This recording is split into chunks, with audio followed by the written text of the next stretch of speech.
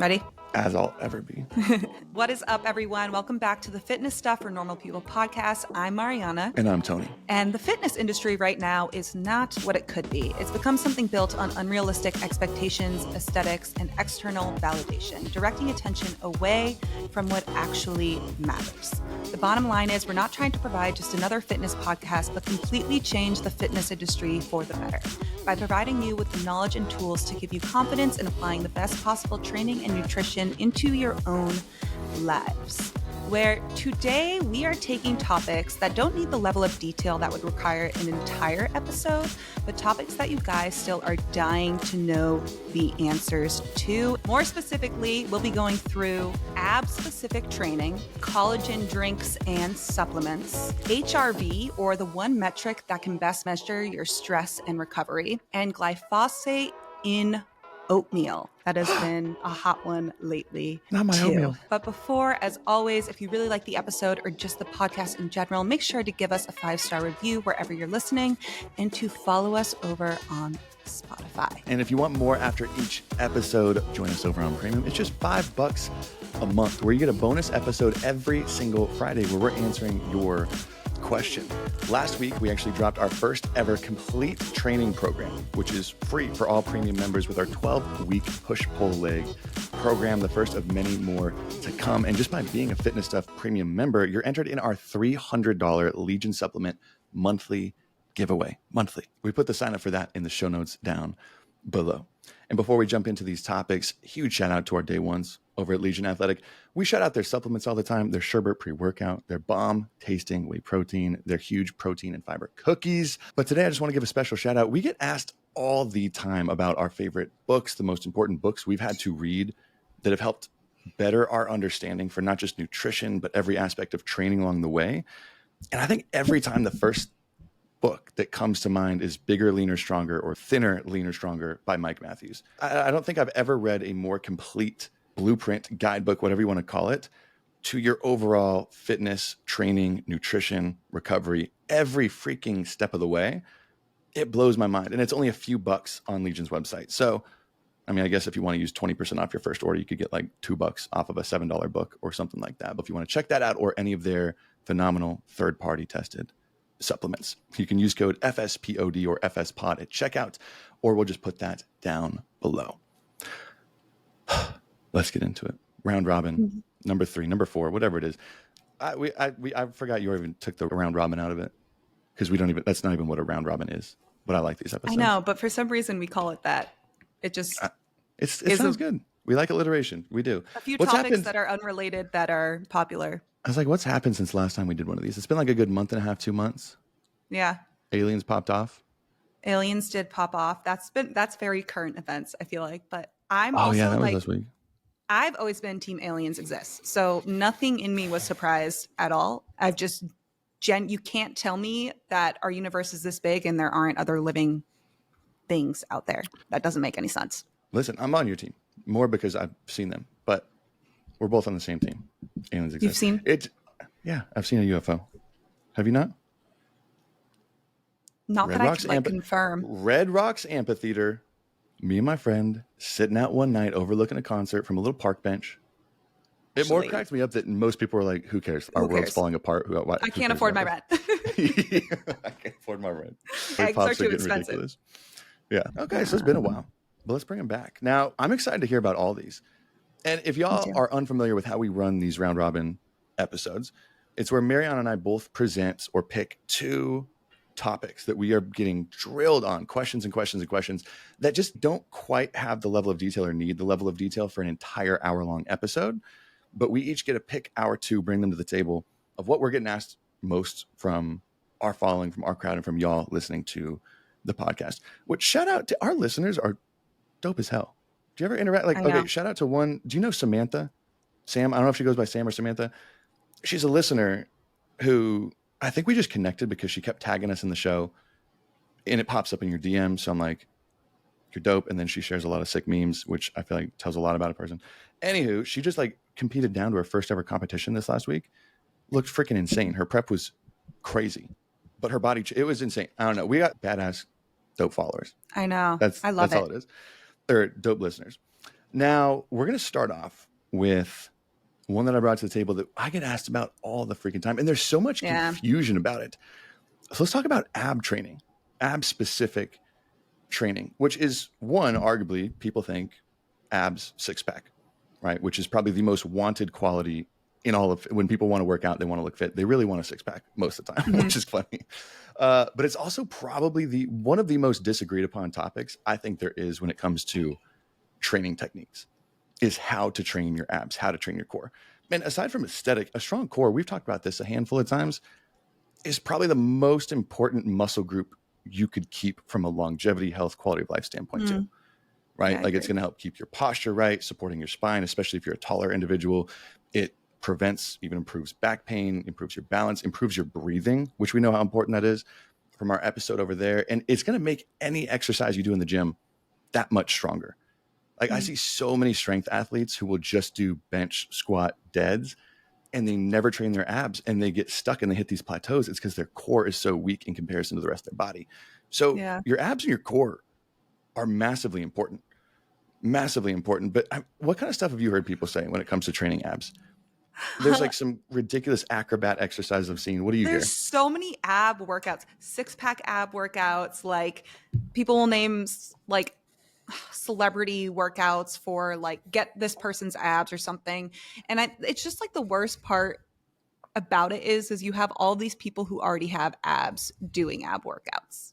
Yeah. These people have abs, and so they're like saying, "This is the workout I'm doing to get my abs, so obviously it's going to work for you." It's the perfect It- example of the swimmer's body illusion that we've yeah, mentioned a few times on here. What James Smith brought to our attention. If you haven't heard those before when we've talked about it, swimmer's body illusion is essentially this exact scenario where I think the scenario you want to go for swimmer's body is if you're looking to start working out or someone's looking to start working out and they're like, okay, well, how do I want to look after I start working out? And they look at bodybuilders in the gym lifting weights and they see that they get big and bulky and they're like, you know, that's a little too big, too bulky for me. I want to be a little bit leaner, more toned, more mhm, defined. So they look over to runners, another phenomenal athlete, and they say, you know what, that's a little too skinny for me. I want to be a little bit more toned, more lean than them.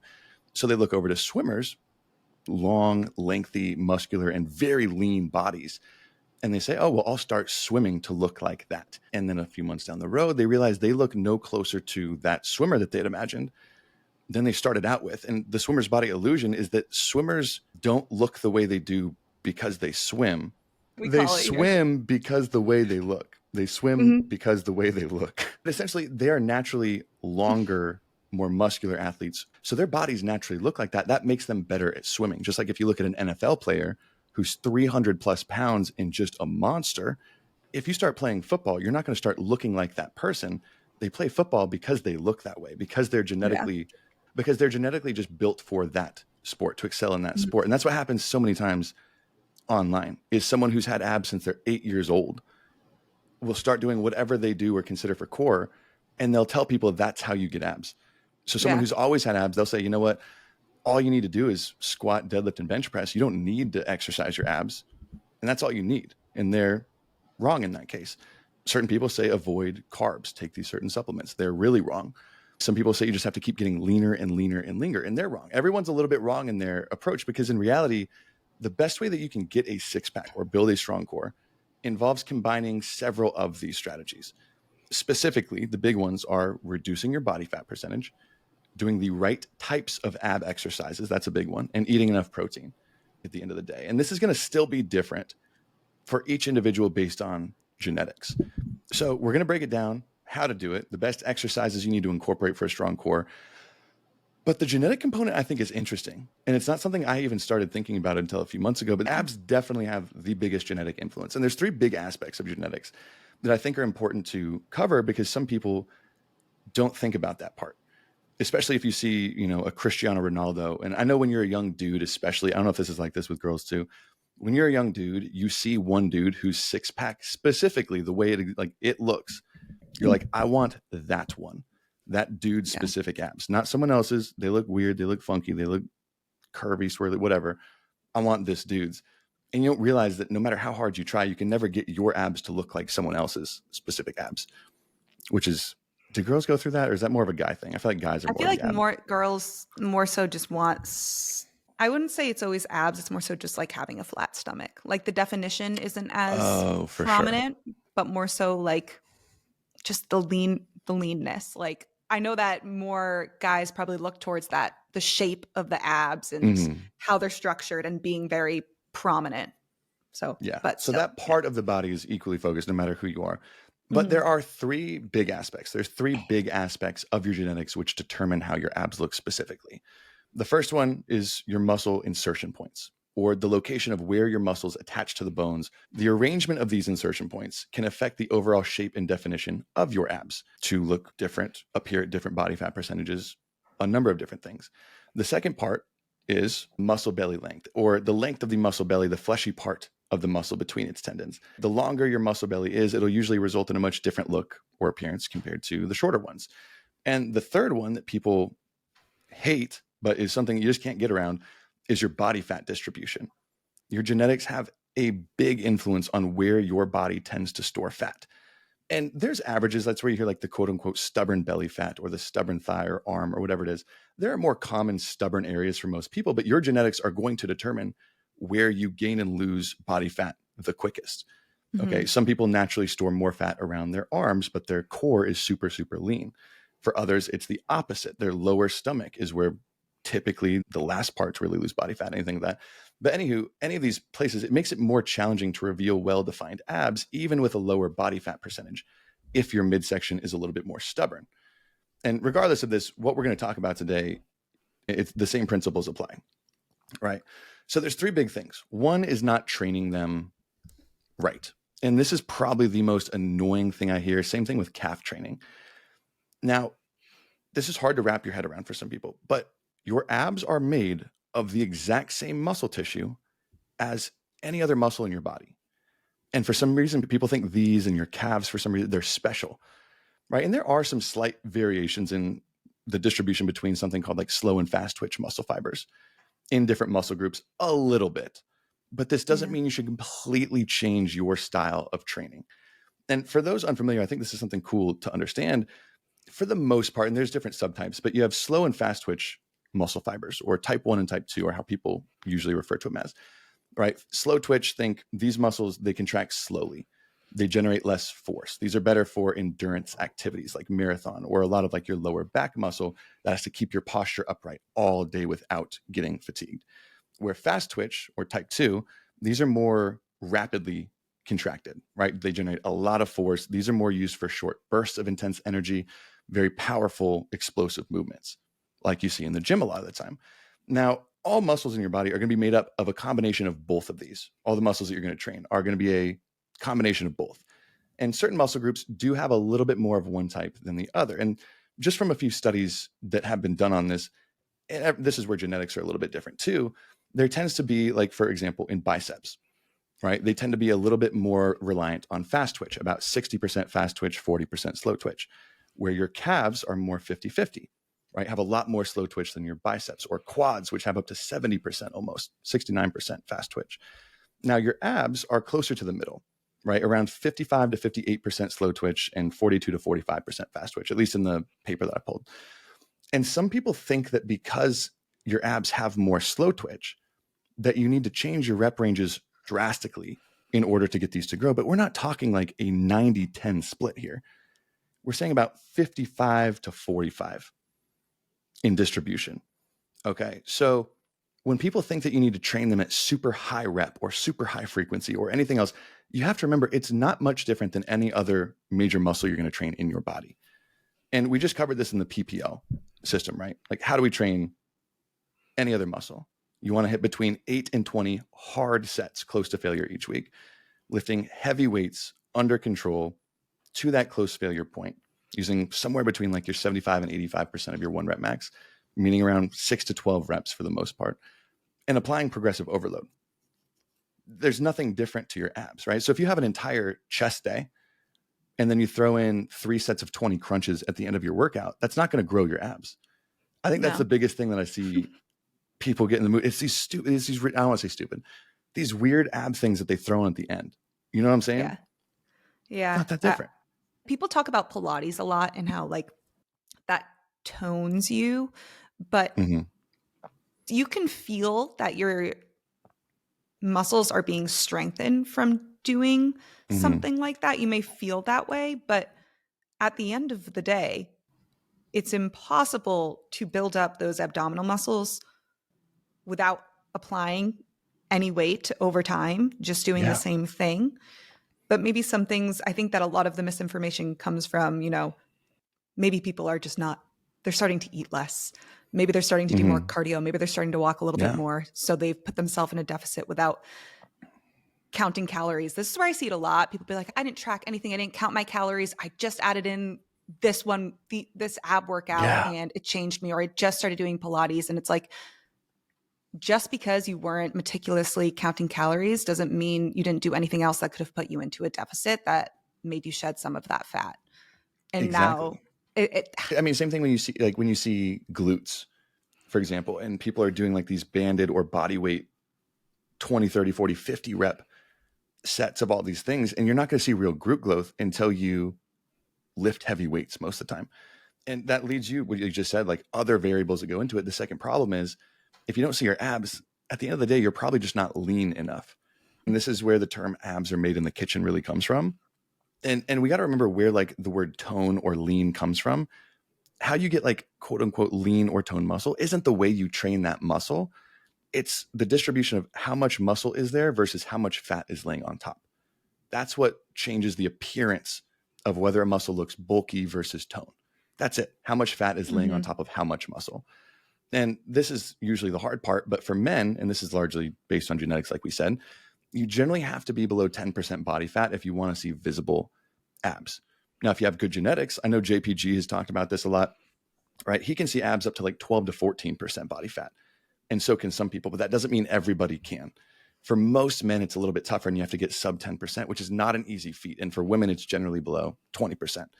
And that's going to depend more on your genetics and how much ab is there to start. But that's usually the second biggest problem. And the third, which kind of stems off of number one, is you're doing the wrong exercises to build ab muscle in the first place. Same thing with people who do the stair climber thinking it's going to grow them glutes. You don't need to get fancy with weird acrobatic or off balance ab workouts, which those can help with stability. 100% those can help with stability. But if you want to put your abs through a state like through growth or hypertrophy, right? You need to place mechanical tension on the abs with controlled weight, keeping constant tension on the muscle, like any other exercise, right? So some of the exercises that I think are staples, and I forgot the one, you had one, and I always forget the freaking fancy name for it. What's the one where you're sitting back? It's kind of like a reverse or an upside down crunch. What do you call a reverse crunch? It has like a fun name. But essentially, a couple big ones that help keep tension the entire time that you can apply progressive overload to and lift heavy weights. My favorite by far is a kneeling cable crunch. A kneeling cable crunch with that little rope extension at the gym, because you can keep increasing the weight and it puts all tension right on your core. By far my favorite for your abs. Weighted sit-ups or crunches, or decline weighted sit-ups or crunches. It was something on the decline bench. It was like a decline. But you like would kick your legs up. What was it, like a reverse? It was training your lower abdomen. Am I making this up? Like a leg raise? But it had a fun name. I just remember fun name. That's all I remember. Shoot. It's going to come to me in like 30 minutes. I'm just going to shout it out like random. Those are my two favorite for like your upper abdomen, right? A kneeling cable crunch and a weighted sit-up crunch, or a decline weighted sit-up or crunch. You want to apply heavy weights. It will not give you bulky abs. If you're not seeing your abs, it's because you either don't have enough ab muscle or you're carrying too much body fat. That's it. Now, to tap your lower abdomen, hanging leg raises or a decline reverse crunch, lifting those up. And then an ab wheel rollout is my favorite complete ab exercise. If you have an ab roller, or that's one of my favorite ones if you only have like home equipment, you can add in really easy is order like a $10, $16 ab wheel on Amazon. We are doing rollouts, right? And the same thing is, and this is kind of easier because most people don't like to do an ab day, but I think you and I usually have a similar approach, is still by getting 8 to 20 hard sets per week. I'll usually do 3 to 4 of those sets per day on my 4 days a week is how I'm currently set up, right? Yeah. By doing 4 hard sets each day, 4 days a week. and spreading that out. Because you could do that with It's any so much muscle group, better. right? Instead of just It's doing so like an ab. I don't even know if people still have like ab days. Do people do that? Like just abs, like an hour of abs? That'd be Oh my God, I brutal. have no idea. That'd be That'd be brutal. terrible. Yeah, but spread out the volume and train them like another muscle group is pretty Yeah. much how you want to train your abs. Let's clear that up. It's just like another Love it. muscle. You got to be intentional with it. Now, let's go to topic number 2, which I'm pumped to hear about more because these are Yeah. all the rage. Collagen Yeah. And supplements. people, I mean, it's been popular for a while, but I feel like it ebbs and flows depending on the new products that are around. But I still get questions about it all Yeah, the time. And I don't even know. Did Vital Proteins start this trend? I know Vital Proteins is still they popular, might be. They but might be the one. It's the first one that I think pops in my head when I think about it. yeah, Vital Proteins bone broth goes in line with one of the benefits is that it's high in collagen. And it's just, there are so many different collagen supplements out there. And I feel like it's something that's really important to discuss and understand. And I think a lot of people take them. So I'm excited to Yeah. dive into it. But it's important to understand what collagen even is. I feel like if you went up to someone and asked them if they were taking collagen, you asked them, what is it? Yeah. What percent of people do you think I would don't give you think an you would actual often response? get an answer. And that's not a bad thing. That's not any shame in that. It just goes to show how little companies educate on what their products actually are. And people don't really think twice often if someone's selling them something and they're saying that you're going to have no wrinkles and your hair is going to grow and your nails are going to get really long or something like that. It's definitely targeted towards women a lot. So For sure. people buy it. But what is it? What is collagen? So it's a major structural protein in our tissues. It's found in your skin, hair, nails, tendons, cartilage, and bones. And it works with other substances like hyaluronic acid, elastin to maintain your skin elasticity, volume, and moisture. So that's where you get a lot of the claims about how this is needed to help prevent wrinkles because you lose collagen over time. It's going to strengthen your hair, your nails. You really see it in that topic of skin, hair, and nails.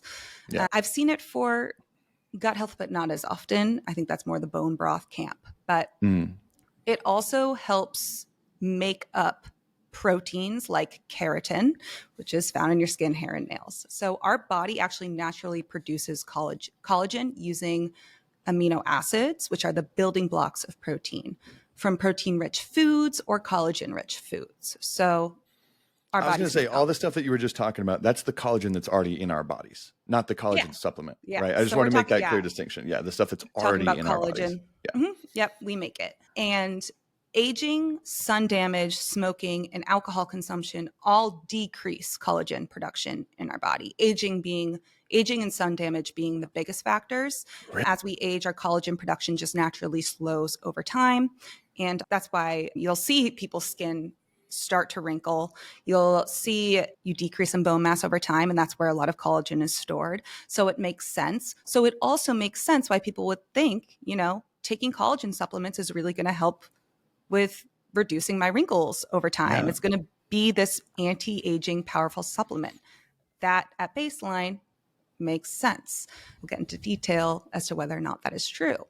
But there's so many different collagen drinks, supplements, and they come from so many different sources: fish, cattle, pigs, chicken. So you think about where collagen is produced in our bodies, supplements source those from animals. There's also like vegan collagen, but that's not at all really Yeah. It's like, studied. where And do they is it get that? actually vegan?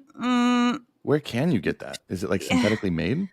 Yeah. So it's not studied in the literature because it's not considered a quality source of collagen. Oh, okay. But typically these supplements contain peptides, which are short chains of amino acids that help make up essential proteins in our body, including collagen itself, along with keratin.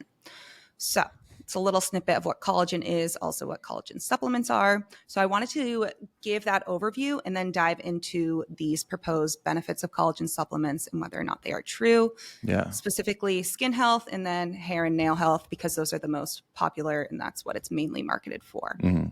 It's what the most research is for on anyway, especially when it comes to skin.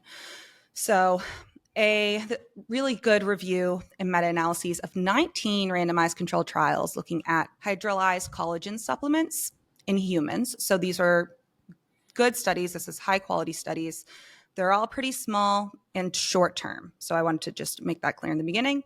But this was published in the International Journal of Dermatology and included a total of 1,125 participants if you look at the 19 studies.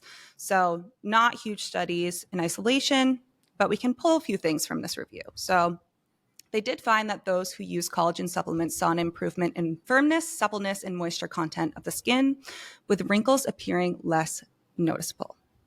Now, again, these are not long-term. They didn't follow people over the course of a lifetime as they were aging. And I think one of the longest studies was around 2 years. So long-term, but there was only one that was 2 years, and then there was one that was over a year, and then the rest were weeks Even to months.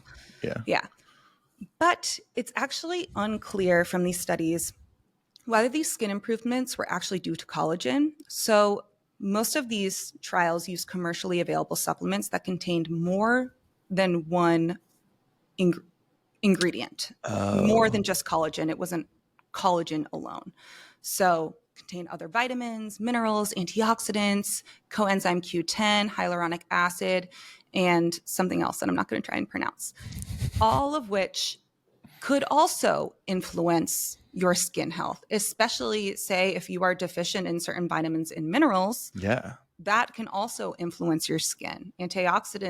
Not getting antioxidants in your diet can also influence your skin. I really had a problem with the fact that they weren't isolated collagen. And I was going to say supplements. all of the studies were probably a little bit different in what they actually used. It's not like they all 19 used the same blend of all this stuff. It was all this random material. They just had to contain hydrolyzed collagen. That was the requirement. And again, the majority of these studies were short-term, small sample size.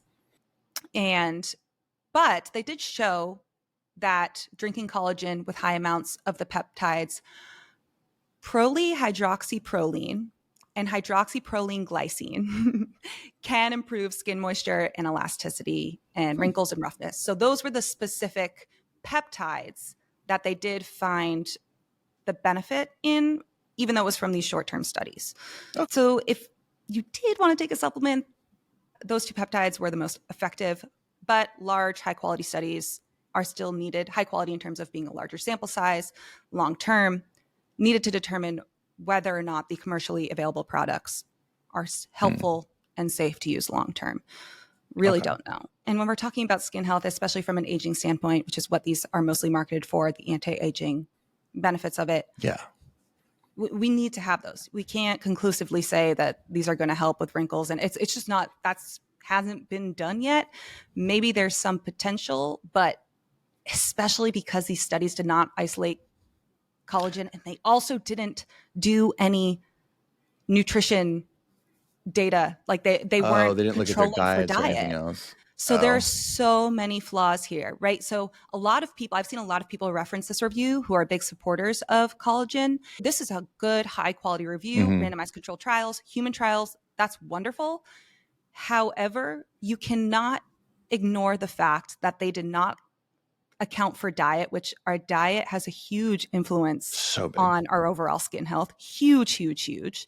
And they also didn't isolate collagen supplements on their own. So we also have so many confounding variables here that we can't really say conclusively that there was. I was going to say, it sounds like this review leads us to a might help, but people interpret it as a does help kind of a thing. Yes, exactly. This might help, but people say this does help. Not saying it doesn't, but we can't say it does for certain because of all the missing pieces, right? Okay. Yeah. So that's skin, and that's where mostly the available human research is in looking at collagen supplements with skin health. There's hardly any evidence in humans for hair and nail health. There's one small study, 25 people, that was done in 2017, and they all had brittle nails. And they found that taking 2.5 grams of collagen daily for 24 weeks improved brittleness and nail growth. But again, this small study had no control group. So they weren't taking a placebo to compare with the group receiving collagen supplements. So come on, guys. there's really no conclusion that we can draw from that because we don't know if it was from the supplements. How do you tell And if your then nails are brittle? Like, how do I tell if my nails if are they brittle? break really easily, I think I got strong nails. yeah. But there also hasn't been any studies in humans to look at the benefits of collagen supplementation for hair growth. So I've just always found that interesting. They have done That some is. in rodents, but that is a huge market, is taking collagen for hair growth. So I've always found that interesting. Protein, having sufficient protein in your diet is something that can help with hair growth. Eating enough calories is important for hair health. It's one of the most common side effects in those who undereat, those who suffer from anorexia, is to see hair loss, their hair fall out, get really brittle, weak. Same with Oh, your that's where it nails. comes from. Yeah. Yep.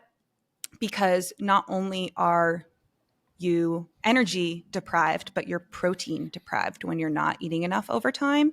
And protein is required for our bodies to make collagen. Yeah. So that's why you see that as a really common side effect. Mm. But there's no medical evidence that supports any marketing claims that collagen supplements or drinks can improve hair growth, shine, volume, Wow. thickness, all this stuff. I I was get gonna say asked all all the the stuff time that if it's I take marketed for. collagen supplements because I have so much hair. And I'm like, no, my mom has a lot of hair. Is why my hair looks like I this. eat my protein, bro. And I eat protein. Okay. With that, and that's all the quality evidence that there is out there. Again, it's mainly looking at skin health. I've seen people talk about collagen for gut health. That is so minuscule. There's some bone broth research, but I didn't even want to get into it because it's not I was really. like, the only other piece I've seen too is on joint health and function. But Yes, it seems like the same kind of story where it's like there's not a lot of data, one, and two, it's not the best controlled data. Like I think it's the same thing, right? Where there's some that say it might help, but it's the big might on all these things too. I'm happy you brought that up because I was meant to make a note of it. That comes from elderly people who are aging, not eating enough protein. And so that's why, and also because you do lose collagen over time, but also the aging population is not consuming sufficient amounts of protein. And I wish it was considered like a public health issue because it is terrible and it's not advertised enough for the elderly populations how important protein is. And one of the main reasons is because it's broken down into the building blocks you need to form collagen. I got my grandma Anna protein for Christmas last year. Yeah, it's so important. But that's where a lot of that comes from. And any studies that are available, again, also smaller, not long term, but are mostly they're not accounting for diet at all. So you can't know if these people just weren't eating enough protein and now they are. Because collagen does have like 10, 15 grams of protein and like a scoop of collagen. I don't know. That's typically where that comes from. But are collagen supplements worth trying? Currently, there isn't enough proof that taking any collagen supplement is going to make a drastic difference over time in your skin, hair, or nails. There might be some potential in the future if long-term studies do come out for your skin. But there's a big caveat here that I'm going to mention right now. Our bodies cannot absorb collagen in its whole form. So to enter the bloodstream, collagen must be broken down into peptides so it can be absorbed through the gut. These peptides may be broken down further into the building blocks that make proteins like keratin that help form skin, hair, nails, or they may form collagen that gets deposited into other parts of the body, such as cartilage, bone, muscles, tendons, or these building blocks can be used to form other proteins, not collagen at all. So that's the thing. We don't know if this collagen is even getting used to make more collagen. We can't I was going to say, you don't get to choose where it goes, right? Like you can take it, but you don't get to choose where it goes. And that's why my instinct is always to tell people collagen isn't worth it altogether, but that doesn't provide anyone with any information as to why, and it's not productive. It's not going to inform people on whether or not what choice they want to make, and it's not going to give them that understanding. So that's why I ended with this, because I wanted you guys to hear that, no, this is really heavily studied. There are some sound mechanisms at play and maybe some potential in the future. However, there is this big pain point when it comes down to the fact that we don't absorb collagen in its whole form. Our body breaks it down and it chooses what it wants to build with those peptides. It doesn't automatically mean that's going to be used to make collagen. So I'm going to say, it seems like it's still, at the end of the day, still a supplement. It's not going to go as far as the lifestyle changes you could put in place to change those things. So let's get into that. If your goal is to improve your skin texture and elasticity, minimize wrinkles over time, you're better off focusing on sun protection, wearing sunscreen every day, and also using a topical retinoid. So this obviously is not my field. I'm not a dermatologist. That's something to take up with your dermatologist, but there has been extensive research demonstrating that these measures are effective. That's what I would go for if you're trying to target the wrinkles, anti-aging. And really the bottom line here is that we need more large-scale trials for collagen supplementation. And what you can do to prioritize your skin, hair, and nail health is eating a diet high in protein, number one, and also plant foods, because plant foods have a variety of micronutrients, vitamins, minerals that are important for the health of your skin, hair, and nails. Drinking enough water. I know it's very cliche, but stay hydrated. Stop smoking and vaping if you do, because tobacco destroys collagen production and nobody wants to talk about that. I feel like I see people are so hypocritical and we'll talk about all these things they're doing for their health and then they'll whip out a vape. And I'm like, are you serious right now? Like, is this actually happening? Am I being punked? But next thing is limiting your alcohol consumption. So looking at these big factors of your lifestyle, yes, alcohol affects collagen production in the body. Applying sunscreen daily and reapplying every 2 hours. And if you're going to be out in the sun for a long time, wearing a wide brim hat or having UV protective hats and clothing when you're spending a lot of time in the sun. So that would typically be for people who are working in the sun, going to be out in it all day. Let's bring sun bucket protection. Hats back. Bucket hats. Let's bring them back. Okay, so if you didn't need another reason to eat more freaking protein. Right? It's literally everything. Collagen is a protein. It is. And it's not you could get better sources of protein than collagen. Again, I was going to say, not to contradict us before on the scams being collagen protein, because it's not a good source of protein, but it is a protein. So it's not a good source of protein, but that's if you don't need another freaking reason.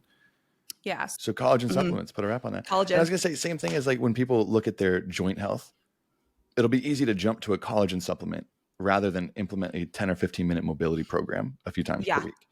Yeah. And that's going to go 20, 30, 40, infinitely further than a supplement would, right? It's like, look at your life. Look at your life. Okay. Collagen supplements. That's one I'm surprised we haven't done more on. I know. In the past. Yeah. Shall we move on to number 3? HRV. HRV. Something I freaking don't shut up about. I love. Now, we've talked about this before. HRV, which is one of the biggest metrics people aren't paying attention to that I think they need to be paying attention to. When it comes to their recovery and their overall stress. This is probably the biggest metric you could be paying attention to and using to improve both of those things. And I know we've talked about this. What episodes? We talked about it on like when we were talking about how to use your Apple Watch, Whoop, Oura Ring. Yes. The things that you need to be paying attention to. I think that was a long time ago, but we talked about it there. And I think we briefly mentioned it on the more recent one where we talked about the 5 health metrics you need to be tracking. We were talking about tracking your stress. And HRV was a tool to use for one of those, right? Mm-hmm. Okay. Yeah. Now, we want to go a little deeper because I still get DMs on this weekly about HRV, what it means, how to improve it, and how to actually use that score of what it gives you. Now, to break it down real quick, what it is. Now, when most people think of their heart rate, boom, boom, boom, boom, they think of a steady metronome, right? A very steady, synchronized, rhythmic, balanced metronome. But your heart doesn't necessarily work like that in a metronome, right? It's not as rhythmic or in sync as you might think.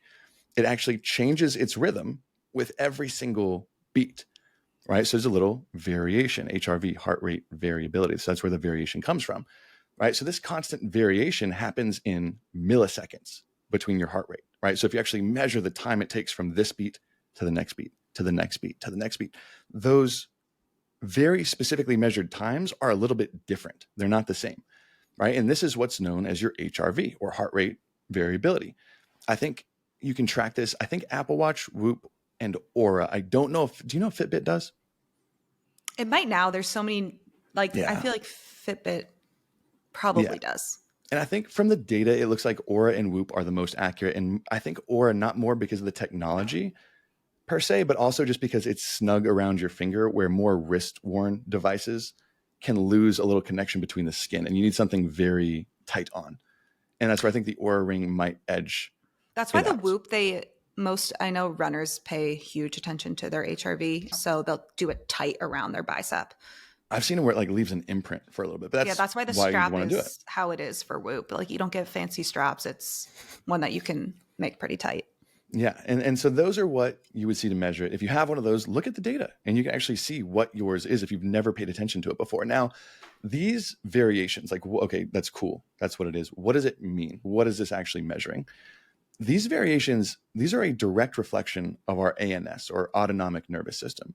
Okay, a direct reflection. The ANS, this is the part of our nervous system responsible for controlling the stuff that is out of our direct conscious control.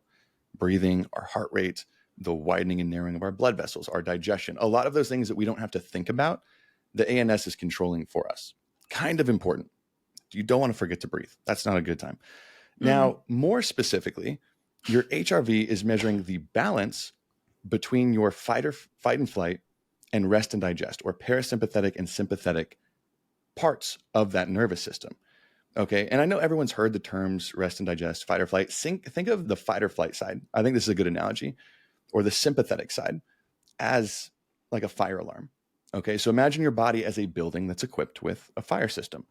Okay. And when a fire breaks out, or a perceived threat in this scenario, the alarm, or this side of your nervous system, activates, right? And it triggers a rapid response to protect the building, or your body in this case as well, from that potential harm.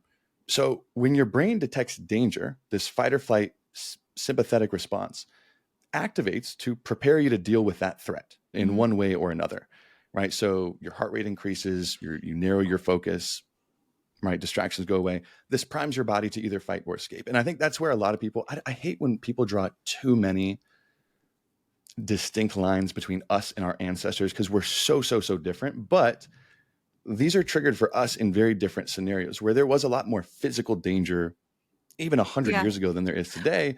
Our body still responds this way to non-physical stress.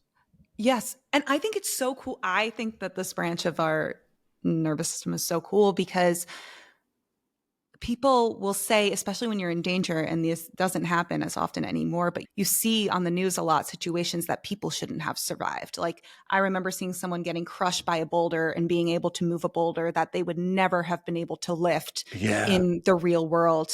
And it's because of this fight or flight system kicking in, your adrenaline skyrocketing, and you are putting every single ounce of energy you have towards getting to safety. So you are going to do things physically and mentally that you could never do in your day-to-day life. And I think that that is so fascinating. I think that that's so cool. It's a lot of that, all the untapped energy you have, like the potential untapped energy you have that you just can't access. It's cool, but it can also bite us in the back, right? If it's a stressful work email, if it's a text from an ex, if it's whatever it is, this can still kind of trigger, and your body still thinks, okay, this is a perceived threat. So these actual physical changes happen in your body when it's not needed. And it's not a good thing to stay on that side too long. If you have to lift a boulder up, you need it. But if you're trying to recover, if you have chronic anxiety, you're in this state and it's not good. It's a bad thing. So that's the fight or flight, is think of it like a fire alarm, where the rest and digest, or the other side, the parasympathetic side, think of it more, I like the analogy of like a symphony conductor. Okay, so like your body and all the moving parts inside of it, they're like a grand orchestra. And the parasympathetic nervous system is the conductor. So when the conductor steps in, all the musicians, your body's organs and systems, they play in harmony, flowing a gentle rhythm, and they allow your body to find balance and peace, where you can recover, digest the food you eat, right? This is very relaxing, where you kind of want to be in bed. Now, why this all kind of ties together is all of the cells within your heart's pacemaker, right, which is controlling your heart rate, they have a direct phone line from both sides of your ANS. So you got fight or flight over here, rest and digest over here, all calling into these cells. Your rest and digest telling your heart rate to slow down, make really just making room for more variability between your beats. And then your fight or flight is constantly yelling to speed things up. Not constantly, but it's yelling. And these two systems, they can be silent at the same time. They can be active, or they can be shouting over each other at any given time. So there's a lot of conversation, and this is what leads to that variation in between each beat. Okay, so that's what this is kind of measuring, is that nice little balance. Now that we understand what it's specifically measuring, it's a really good, I think, number to pay attention to when you're thinking about how well recovered your body is. Because, I mean, just basis, do we want to be in a state of fight or flight 24/7? Or do you think that'd have more harm than good to it? Bad time. Good. Bad time. So it can really help you measure how well recovered you are in a sense. So as a general rule of thumb, and this is the confusing part, is people are like, okay, well, what's a good score? What score do I want? As a general rule of thumb, higher HRV is associated with more time spent in rest and digest, right? So better general fitness, better recovery, the higher the number is. The lower your HRV is, that's more associated with more time spent on that fight or flight side, or you're a very stressed person, or even potentially illness, which is a stress on the body. Okay, but the relative number is what's important, not the objective number. For example, for one person, an HRV of 50 could be phenomenal. I think my average is 38. So if I woke up and my HRV that day was 50, I would be pumped. I would be, okay, I'm well recovered. I'm ready to go get this day. Where for another person, one of my friends' HRV is insane. It's like 88, 92, something like that. If his was down to 50, that would be a big problem. Okay, so 50 is not good or bad. It's depending on the individual. So where you want to be is really just based on where you are consistently, kind of above or below that. And I think when I pulled up the actual database from Aura, they actually have that public data available. For male and females, the mode, or the most occurring score, is 27, which was lower than I had thought, but it also decreases with age, and so many different genetic factors go into it. Your age, your sex, your physical fitness, your genetics. Your score could be anywhere from 20 to 200. And again, if yours is 100 and someone else's is 30, that does not mean yours is better than theirs. Okay, so that does not matter. And that's the question I get the most. Now, how do we use the information, I think, is the important part. Because you could see it and be like, oh, dope. What does any of this mean? So just like I think, and this is a good analogy, is like tracking your food. Your HRV can't get rid of your stress or improve your recovery on its own, but it can offer insight into how your behavior, environment, emotions, and thoughts are impacting your stress and recovery. Kind of like how tracking food doesn't make you lose weight, but it tells you what habits you need to be changing. Oh, I need to be cutting back here or putting more here. Same thing with HRV. It doesn't help just knowing the number. It helps because it's saying, okay, what I'm doing reinforcing good recovery, or is what I'm doing reinforcing getting burnt out? I think that's the important thing. So what matters is your average trending score and how you are on that day-to-day basis. So for example, if your HRV levels are slightly higher or much higher than your normal range, so if my normal range is 38 and I wake up and I'm at like a 46, 47, that was my average overnight, that is usually a sign of very good recovery. Meaning I got good rest. I had a good rest to training balance this week.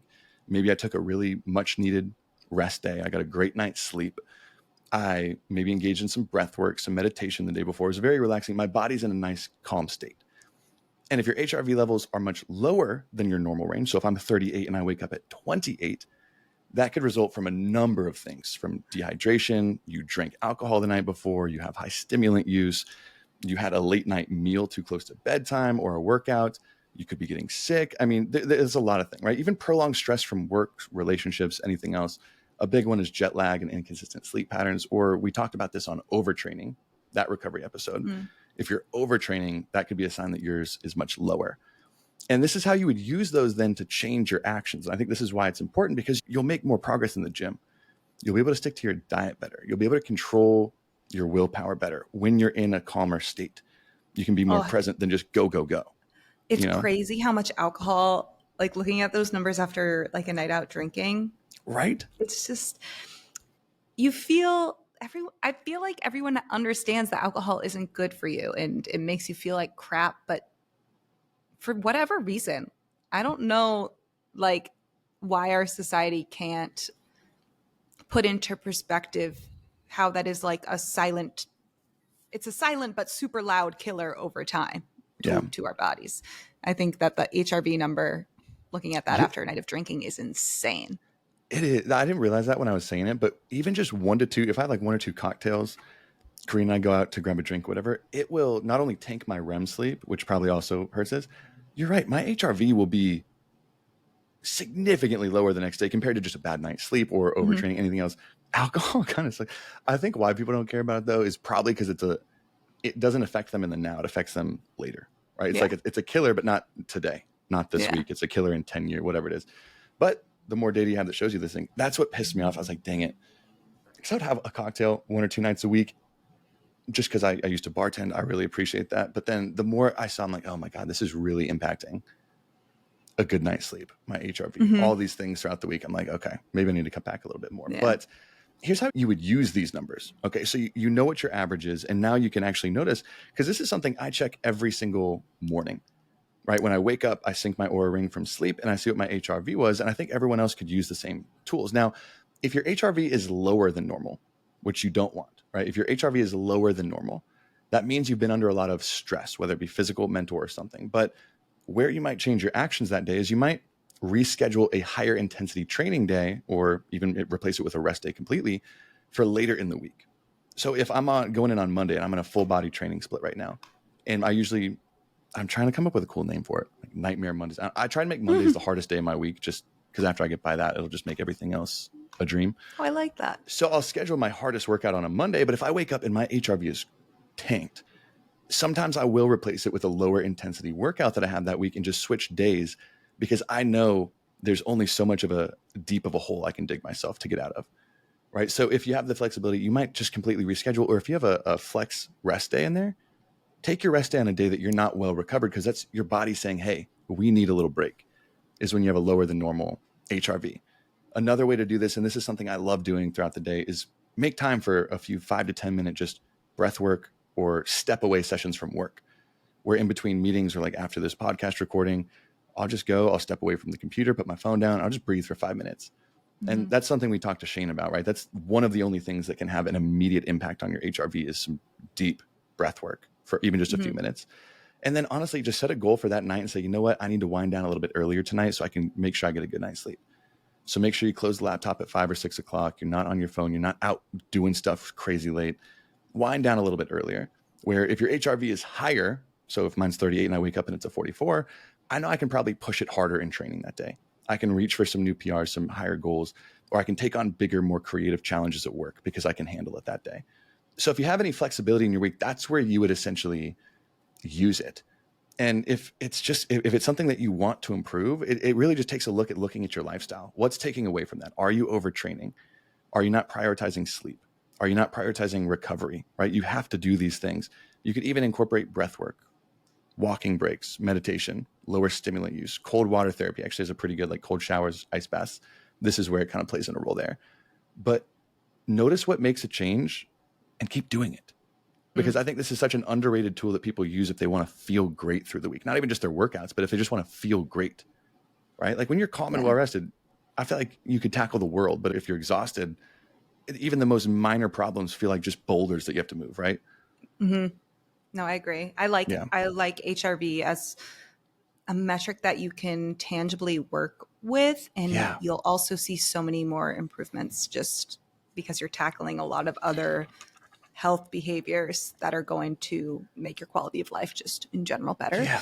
And I really think, I don't know, this is just something I was thinking about while you were talking. It's goes completely against the like hustle culture of especially corporate America of like work, climb to the top, don't stop, like try to be the best in your career super fast, make a lot of money super fast, girl boss, what have you. You are not taking the time for yourself to see the best version of yourself, and you are destroying your body's ability to adapt to stressors and just life challenges because you're just burning it into the ground. And I think that taking a look at HRV can help you move a little bit more away from that mentality. It's that narrow-sighted vision where it's like if you're hustle culture, but it's that hustle, like you can just work, cut out tonight's sleep, whatever it is. It's so hard for people to realize when their head is down like that, that sometimes taking a step back I mean, I've told this story on the podcast how many times where when I finally started doing less training days through the week, having a hard cutoff at work time, I could be so much more productive at my time spent there that I was getting almost twice as much done in less time. Because if your body can recover from it, can bounce back, it can work better, more productive, stronger. So it goes against it, but it's one of those hard things to learn about. Now, for the final round of this, we're going to pull up a little clip that shattered my world. I love oatmeal. We're going to talk about oatmeal, which I thought would be considered a superfood, but according to this, it's one of the worst things you'd be putting in your body. And this is a trend that I've seen all over social media. This is not just one random clip. It's the idea that oatmeal is something that you do not want to be eating. So we're going to pull it up real quick, put it on the screen, or you can just listen along. Here's what it is. It's from Mariel's podcast. The owner of Bloom Nutrition, not my Bloom, Bloom Nutrition, and Paul Saladino, or Carnivore MD, had a podcast together, and this is what they played right here. People are upset about the oatmeal. I know, we got to talk about it. People are angry about the oatmeal. I'm ready to talk about it. I've done a couple episodes now where oatmeal's come up, and I think people are starting to realize it's not a good option. It's not a good option at all. Not just because of the actual oats, but the glyphosate. Glyphosate, pyrethroid, pesticides. And can you tell everyone what glyphosate is? So glyphosate is one of the more commonly used pesticides. It inhibits some of the enzymatic processes involving folate in the human gut, and it appears to be damaging for the human gut directly. Paul says it's going to kill our guts. Which I was going to say, this so many big words. It sounded so good. He's so good at doing that, saying so much in literally nothing at all. Well, I was going to ask you, I'm going to be honest. I need you to fill me in on what some of those words meant. But I think everybody always think of like oatmeal as one of the best ways you could start your day. And they're saying this is one of the worst. So what is this? All right, let's get into it. So we're going to give some background here. So you see this with oatmeal. You see it, people talking about glyphosate in cereal products, which also contain oats, grains. People hate glyphosate, not just Carnivore MD, but a lot of people in the grocery stores who tell you not to eat foods. They'll say that it contains glyphosate, which is causing cancer, destroying your gut health, all these fun things. So what is glyphosate? It is the main ingredient in the product Roundup, which is a pesticide. In the case of oats, glyphosate is sprayed onto crops to dry the crop before harvesting. It's one of the reasons why we are able to produce the amount of crops we do without them dying from whatever environmental things, bugs. Yeah, so that is what glyphosate is. It is a pesticide. And we have a full, do we do an whole episode on organic versus inorganic? Yes. Yeah, we talked about that multiple, but we did a full episode on that too. So if you want to hear all about pesticides and organic, inorganic, definitely go listen to that episode. It's got a lot of That was one of my favorites. That blew my mind because I know you put it on and I didn't know too much going into it. That was a great episode. Yeah. And just quick little note that organic crops are also sprayed with pesticides. But let's talk about glyphosate in the media. So there is this huge misunderstanding or just lack of recognition in the media of dose response principles. So this idea, you've probably heard of, the dose makes the poison. And that has created this spiraling idea that glyphosate must be avoided at all costs. And a lot of this misinformation is thanks to my favorites, the Environmental Working Group, and they are the same people who made the Dirty Dozen, which we talk about in that organic episode. And they are referenced all the time in news outlets and articles on social media. People will say the Environmental Working Group did this research. And just so you know, they are not a team of scientists. They don't do any research. They are an activist organization with ties to the organic food industry. Sounds legit, though. Yeah. So they are often cited for their cereal oatmeal glyphosate study, I say in quotation marks, which it wasn't a study, more so kind of something they went out and did, but it wasn't an actual published research article. It was an article on their page, but it wasn't published in any literature. And this is kind of how this started. You see it everywhere, people saying oats contains too much glyphosate. We'll cite the EWG. The numbers that they get are completely warped, and they aren't. They didn't go out and test these products. They cherry picked from current data that is available and completely warped what these levels actually are. But let's talk about these health claims. Actually, one that I see even more so is that glyphosate causes cancer, and that being positioned as a reason why you should avoid it. I especially see that with a reason to avoid breakfast cereals like Cheerios. And it's also just used, not just glyphosate, but pesticides in general. People say pesticides cause cancer. That's probably something you're more familiar with hearing. Yeah. So this really started, and I love this one, because one single man, a singular human being, was recently, so this was in like the past 5 or 6 years, granted $289 million in a ruling alleging that glyphosate gave him cancer. $289 million. This man was a farmer who applied glyphosate to school grounds at least once a week for years. Sometimes it was every single day, but he'd be out there all day. He had chronic exposure to glyphosate, and not consumption, but inhalation. So he was not getting this exposure due to eating a million bowls of Cheerios or oatmeal every single day. He was inhaling glyphosate. And that's what nobody wants to talk about. So all of the studies, and there's a review looking at the link between non-Hodgkin's lymphoma and glyphosate consumption. And they highlight that there is a potential link between glyphosate and cancer. But all of those studies have been on farm workers, people exposed to pesticides every single day, not just someone going to a garden once a week, but working in the fields every single day, inhaling pesticides, high levels of pesticides, because again, they are working directly with these crops. And there have actually been much better safety standards now since looking at these studies. And it's been great that we have these studies because it's prioritizing the safety of farmers, because they should have proper still an issue, proper clothing, masks. They should have enough breaks, which they typically don't. And it's really helped with working conditions for farmers. Some places not so much, but that is where this cancer association was seen. So that is why glyphosate has been classified as likely carcinogenic by the International Agency for Research on Cancer in the state of California, not in the US, in the state of California, but people will still call it a carcinogen everywhere. According to the FDA, also the European Food Safety Authority and Joint Food and Agriculture Organization, so that's FAO, the World Health Organization, they all have determined that glyphosate is unlikely to be a carcinogen because of the available limited evidence that the exposure that people see in their diets on a day-to-day basis does not show any risk for cancer. The same goes with just it being a general health risk. So you can apply that to gut health, any sort of claim that someone might say.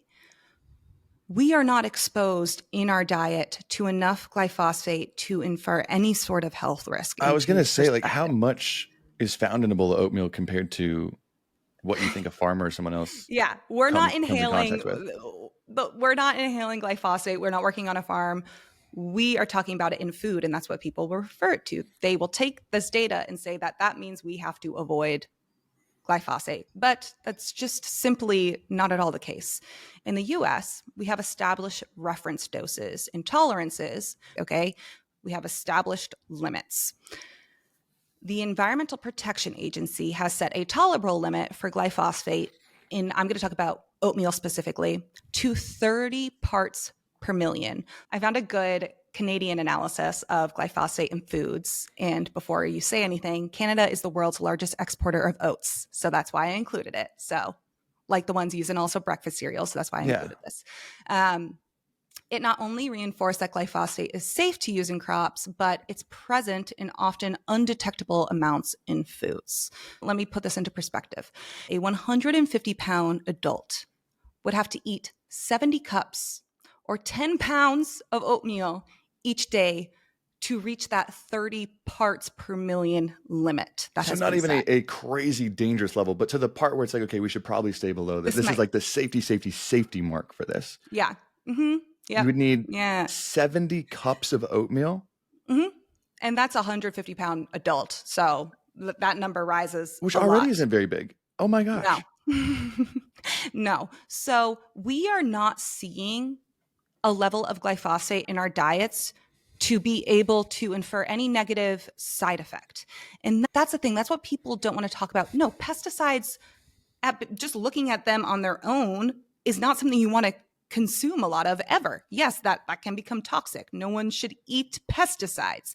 But people are speaking to pesticides like that's exactly what we're doing. I mean, oatmeal, we don't like the term superfood, but if someone especially is trying to make a right step towards changing some habits and they're replacing something in the morning with a bowl of oatmeal, that is one of the best things that you could do from a nutrition standpoint. It's got massive amounts of fiber. It can lower your cholesterol, blood sugar levels. It's got magnesium, phosphorus, copper, iron, zinc, folate, magnesium, all these micronutrients like we talked about last week. It is probably the closest thing you could get to a superfood in your diet. And then it's like this saying, oh, wait, don't do that because of these reasons. I just wanted to kind of almost make up, essentially. Yeah. Yeah. This feeds orthorexia. This feeds this perfection with food, fear of food, thinking that you can't eat certain foods. That's what it does. And that is also one of the reasons why I feel so passionately about it. But it's high in fiber. And what does that do? That feeds our good gut bacteria. That's wonderful. I was going to say one of the best things for your gut. Yeah. And it's specifically high in the fiber beta glucan, which helps increase short chain fatty acid production, which in turn helps feed the good gut bacteria as well. Like beta glucan is a great source of fiber, and it really is bothersome because as a whole, in the US, we do not hit our daily fiber intake goal, not even close to it. And you have this guy who's telling people to not eat oatmeal. He also tells people to not eat vegetables. And it's like, huh? Yeah. Are you, what? And that's what bothers me. And I think a general takeaway too, that I hope people get from this is the dose makes the poison saying is not just some cliche that's thrown around when it comes to nutrition. So important. Anything can have a negative health effect when consumed in excess. Anything. Vitamin D toxicity is actually higher up than glyphosate toxicity. So meaning that you would actually have to eat more glyphosate to see an effect than vitamin D. So it's just like we've talked about, vitamin D is one of the best things that you could be adding into your life. Like one of the best single nutrients or whatever you want to consume it. One of the best things. And that can still be more toxic. That's why I was like, every vitamin, every mineral, every water can be toxic. The oatmeal thing cracks me. The 70 bowls of oatmeal. Same thing with the aspartame argument. Yeah. Well, if you have 28 Diet Cokes a day, bad things might start to happen. Shocker. Of course.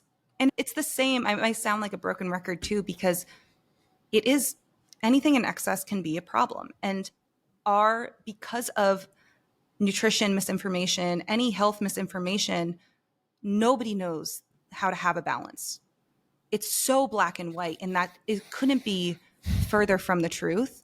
And if you are seeing information that makes it seem very clear cut, can have this, cannot have this, because this causes XYZ, run from it, because it's not even possible. That's not how it works. Our systems in our body are not that simple.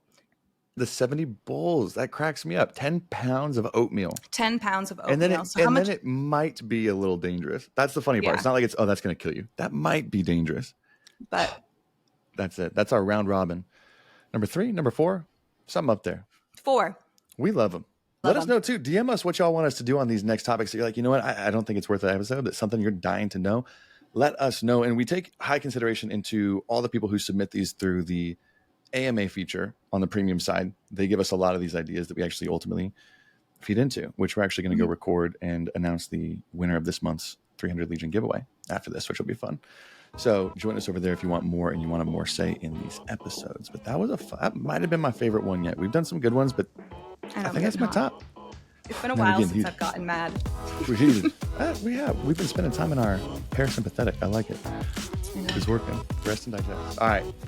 Y'all know where to find us. Have a beautiful rest of your week. Productive Go eat rest some of your oatmeal. week. Go eat some freaking oatmeal. Say hi to the aliens. We'll talk next week.